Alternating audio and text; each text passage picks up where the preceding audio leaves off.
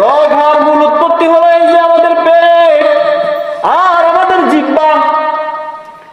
এই জিহ্বাকে যদি আমরা সংশোধন করতে পারি আর এই পেটকে যদি আমরা কন্ট্রোল করতে পারি, তাহলে আমার আপনার 99 রোগ থেকে মুক্তি থাকবে। বলেন সুবহানাল্লাহ।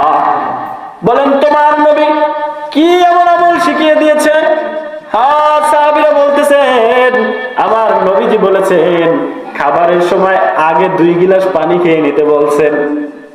2 গিলাস পানি যখন আমি খাবো, খালি পেটটার মধ্যে পানিটা যখন পড়বে, আমার এই বেশি খালি পেটটা 2 গিলাস পানিতে ফিল আপ করে নেবে। বলেন সুবহানাল্লাহ।